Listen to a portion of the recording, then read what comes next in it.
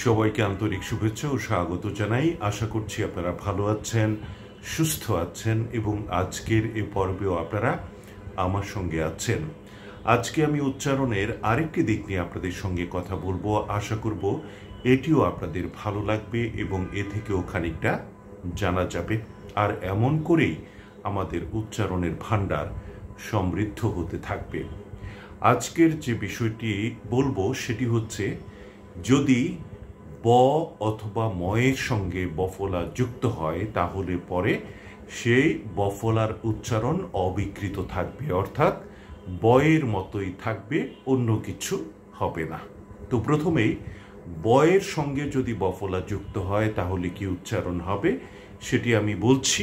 কটি শব্দ বলছি, যেমন বাপ্পা, সব্বাই, সাব্বাস, তিব্বত, 90 ইত্যাদি। আপনারা হয়তো বুঝতে পেরেছেন যে যদি বয়ের সঙ্গে বফলা যুক্ত হয় তাহলে পরে বয়ের উচ্চারণ বয়ের মতোই থেকে যাবে, কোনো পরিবর্তন হবে না। এবারে আসুন দেখা যাক, যদি ময়ের সঙ্গে বফলা যুক্ত হয় তাহলে উচ্চারণগুলো কেমন হয় সেটা আমরা দেখে নিই।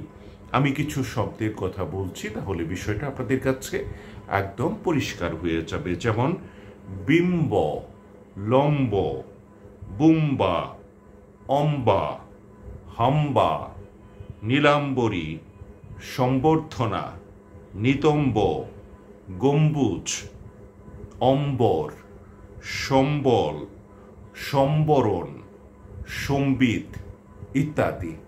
এই হলো আজকের বিষয়। আমি আবারও বলছি বিষয়টা, যদি ব অথবা ময়ের সঙ্গে বফলা যুক্ত হয় তাহলে সে বফলার উচ্চারণ অবিকৃত থাকবে, অর্থাৎ বয়ের মতোই থেকে যাবে, কোনো রকম পরিবর্তন হবে না কিংবা অন্য কোনো উচ্চারণ হবে না।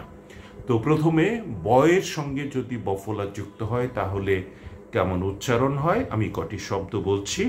যেমন বাপ্পা, সব্বাই, সাব্বাস, তিব্বত, 90 ইত্যাদি। এবারে আসুন, যদি ময়ের সঙ্গে বফলা যুক্ত হয় তাহলে তার উচ্চারণটি কেমন হয় সেটা আমরা দেখে নিই।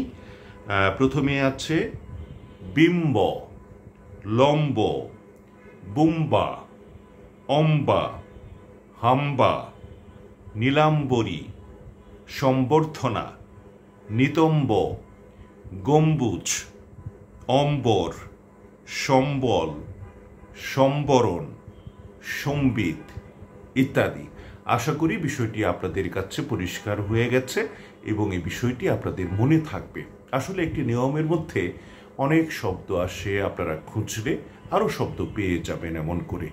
তো এমন করেই আমার পাশে থাকবেন এবং আমি নিত্য নতুন শব্দ এবং নতুন নতুন বিষয় আপনাদের সামনে উপস্থাপন করতে থাকব। সবাইকে ধন্যবাদ সাথে থাকার জন্য। ধন্যবাদ এবং আন্তরিক শুভকামনা।